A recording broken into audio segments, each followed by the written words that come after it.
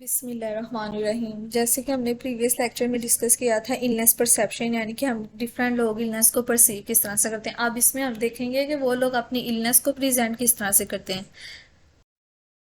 Illness representation में हम क्या देखते हैं, हम डिटरमिन करते हैं कि एक पर्सन जो है उसकी जो हेल्थ को जितने भी थ्रेट्स हैं ना, वो उसके जितने भी थ्रेट्स उसको फील हो रहे हैं ना, उन पर वो किस तरह से रिस्पॉन्ड कर रहा है, किस तरह से रिएक्शन कर रहा है उसके बारे में। इलनेस रिप्रेजेंटेशन में हम 5 चीज़ों को देखते हैं। इन्फॉर्मेशन अबाउट द इलनेस, यानी कि उसको अपनी बीमारी के बारे में कितना इलम है, उसको वो क्या सिम्टम्स दे रहा है कि किन किन इलामात की वजह से मुझे ये बीमारी है, उसके पॉसिबल कॉजेज़, यानी कि उस बीमारी की वजह से आपकी सेहत पर क्या क्या असरात हो सकते हैं, कितने अरसे तक वो बीमारी चलेगी, एक्यूट है, क्रोनिक है, और पोटेंशियल कॉन्सिक्वेंसेस का मतलब है कि उसकी उस बीमारी की वजह से, उस इलनेस की वजह से आपकी रोज़मर्रा की ज़िंदगी पर क्या असरात आएंगे। ठीक है, इलनेस रिप्रेजेंटेशन में हम ये सारे हेल्थ थ्रेट्स को डिस्कस करेंगे कि किस सारे इन खतरों की वजह से, इन 5 चीज़ों की वजह से उसकी सेहत पर क्या खतरे हो सकते हैं, क्या किन किन सिचुएशन से उसे गुजरना पड़ सकता है। इलनेस रिप्रेजेंटेशंस में हम सबसे पहले अपने पर्सनल व्यूज़ बताते हैं हेल्थ और इलनेस के बारे में, कि यानी कि हम अपनी, जब भी हम अपनी पर्सनल व्यू देते हैं अपनी बीमारी या अपनी सेहत के बारे में, तो हम अपनी इलनेस को रिप्रेजेंट कर रहे होते हैं या हेल्दी बिहेवियर को रिप्रेजेंट कर रहे होते हैं। ये हमारी हेल्थ को 2 वेज में इफेक्ट करता है। सबसे पहले by influencing our preventive health behaviours, के हमारे जो जो हम अपनी हेल्थ को, यानी कि अपने आप को एक हेल्दी पर्सन और एक्टिव पर्सन रखने के लिए जो जो बिहेवियर्स अडोप्ट कर रहे हैं, किस तरह से वो हमारी हेल्थ पे असर रखते हैं। और दूसरा है कि हमें अगर कोई सिम्टम अपीयर हो जाए, यानी कि अगर कोई बीमारी का हमें पता चल जाए कि ये अलामात आ रही हैं, तो वो हमारे हेल्थी बिहेवियर को किस तरह से इफेक्ट करती है, यानी कि डिफरेंट सिम्टम्स से हम रिएक्ट किस तरह से करते हैं। अगर हमें पता चल रहा है कि हमारी बीमारी की ये अलामात आ रही हैं, तो उन पर हम रिएक्ट किस तरह से कर रहे हैं। ठीक है, प्रिवेंटिव मेजर्स कौन से यूज़ कर रहे हैं, फिर अगर वो सिम्टम्स हमें अपीयर होकर नज़र आ रहे हैं, तो उन सिचुएशंस में रिएक्ट किस तरह से कर रहे हैं उन सिम्टम्स पर।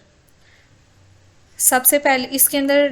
5 बेसिक स्टेजेस आती हैं। सबसे पहली है आइडेंटिटी ऑफ द इलनेस। इसमें सबसे पहला आता है identity of the illness. Identity of the illness का मतलब है कि जब हम अपनी बीमारी को एक शनाख्त दे देते हैं, एक लेबल दे देते हैं। इसमें लेबल्स भी आते हैं और सिम्टम्स भी। लेबल का मतलब है कि मैं अपनी बीमारी को एक नाम दे दूं। जैसे कि मेरे पास कोई बंदा सिम्टम्स लेकर आया, तो मैं उसको उसका एक लेबल दे दूं कि अगर तुम्हें ये अलामात महसूस हो रही हैं, तो तुम्हें एनजाइटी होगी या फिर तुम्हें डिसोसिएटिव एंजाइटी डिसऑर्डर होगा। मैंने इसको एक लेबल दे दिया और सिम्टम्स जो उसने मुझे आके रिपोर्ट किए हैं, सम टाइम वो मुझे एक लेबल आके बता रहा होता है, फिर उसके अकॉर्डिंग मैंने असेस करके उसको सिम्टम्स बताने होते हैं। लेबल और सिम्टम्स के दरमियान में एक सिमेट्रिकल बॉन्ड समझी जाती है, यानी कि सिमेट्रिकल बॉन्ड का कि इन दोनों के दरमियान में एक ताल्लुक है। अगर हम किसी को लेबल दे रहे हैं, तो फिर हमने उसको उसके सिम्टम्स भी बताने हैं उस बीमारी के, और अगर बीमारी कब हम उसे सिम्टम्स वो हमें बता रहे हो, तो हमने उसको एक लेबल देना होता है। फॉर एग्जाम्पल यहाँ पर बताया भी गया है कि जैसे एक पर्सन हमारे पास आता है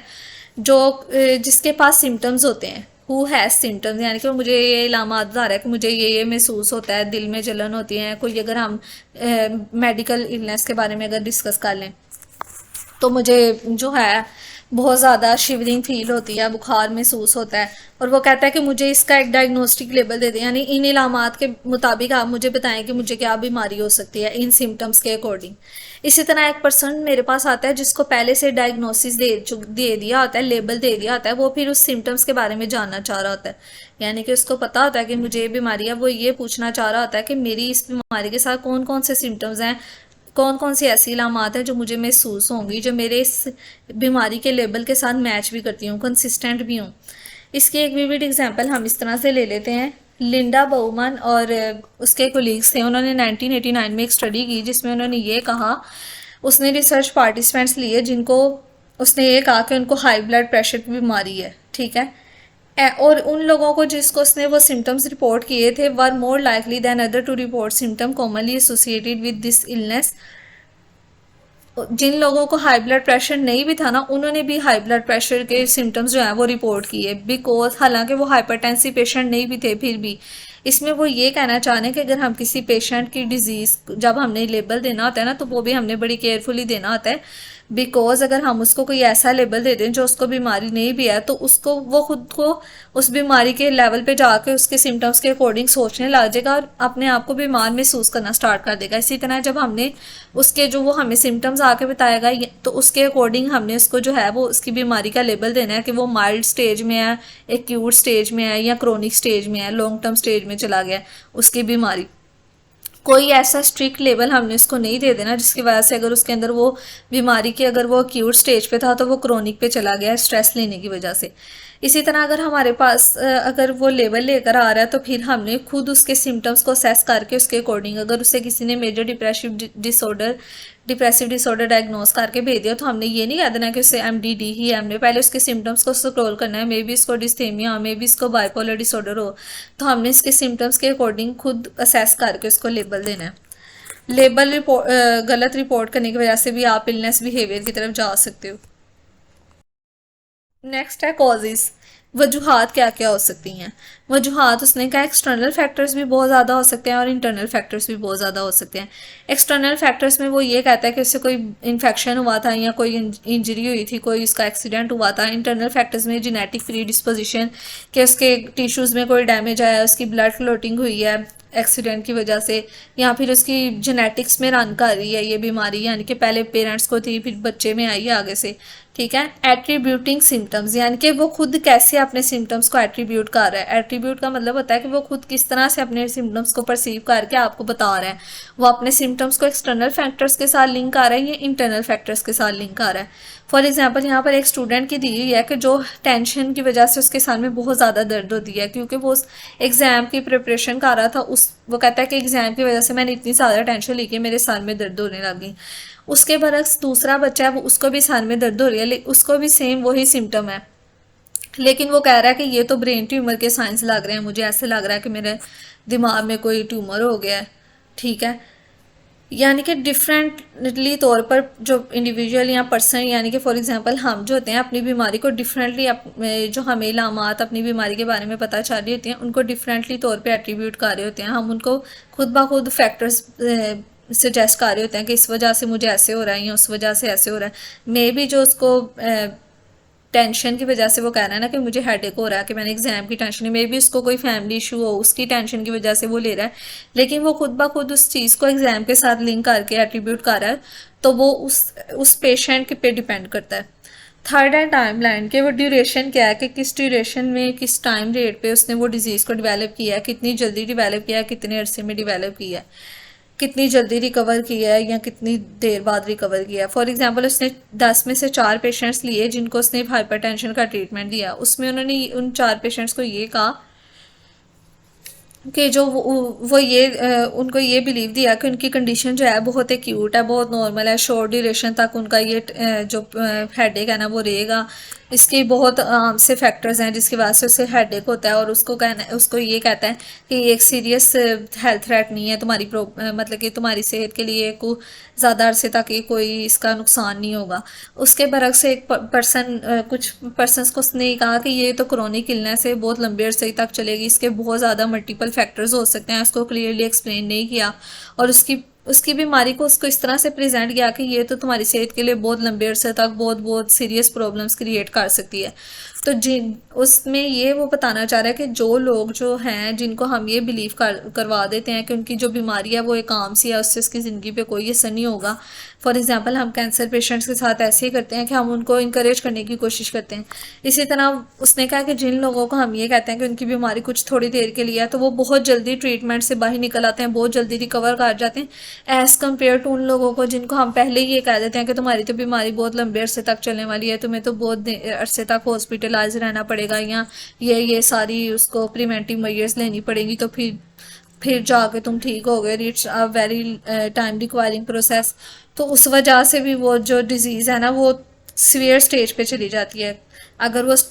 डिजीज़ होती है वो माइल्ड होती है, नॉर्मल होती है, तो उसके सिम्टम्स होते हैं वो सीवियर होना स्टार्ट हो जाते हैं स्ट्रेस और एंजाइटी की वजह से।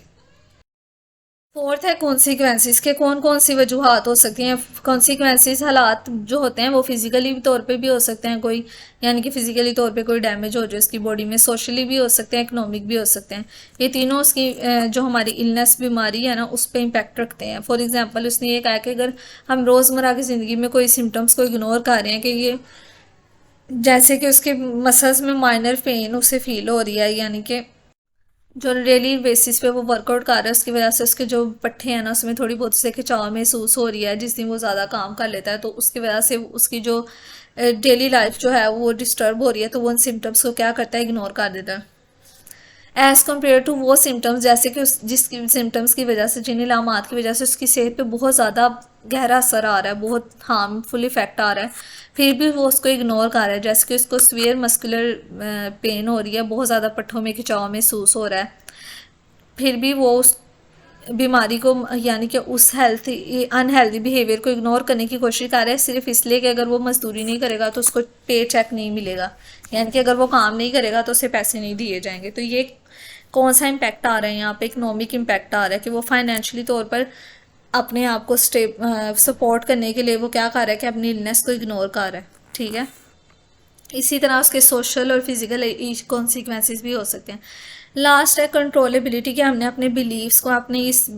जो हम अपने बिलीव्स बना लेते हैं कि किसी भी बीमारी के बारे में कि हम इसको किस तरह से कंट्रोल कर सकते हैं, किस तरह से इससे बच सकते हैं, कौन सी प्रिवेंटिव मैयर या प्रिकॉशनरी मैयर्स लेके इस बीमारी से बचा जा सकता है, और किस तरह से हम इस बीमारी से क्योर हो सकते हैं, सेहतयाब हो सकते हैं, बच सकते हैं। उसने कहा है कि अगर हम अपनी बीमारी को और अपनी कंडीशन जिस सिम्टम से हम गुजरे हैं, अगर हम समझ लें कि ये तो कभी क्योर ही नहीं होगी, इनक्योरेबल है, इनका कोई इलाज नहीं है, तो हम अपॉइंटमेंट्स भी स्किप करेंगे, ट्रीटमेंट को निगलेक्ट करेंगे, ट्रीटमेंट लेने से इनकार करेंगे और अपने आप को एक सेल्फ डिस्ट्रक्टिव वे में अपनी ज़ात को खुद तबाह करने वाले रास्तों में डाल देंगे, यानी कि हम हेल्पलेस फील करेंगे कि अब हमारी मदद को कोई नहीं आएगा, हम नाउमीद हो जाएंगे कि अब तो मैं बिल्कुल ठीक नहीं हो सकता कभी भी। तो इस तरह की चीज़ों से हमने कैसे बचना है। हेल्थ परसेप्शंस में हमने ये डिस्कस किया था कि हम अपनी बीमारी को परसीव किस तरह से करते हैं, तो उसमें हमने ये सारी चीज़ों को देखना होता है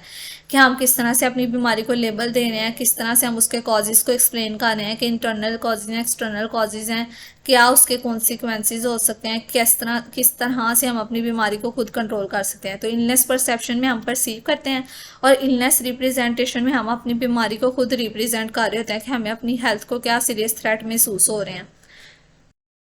Kala, any queries you can ask me in the comment section.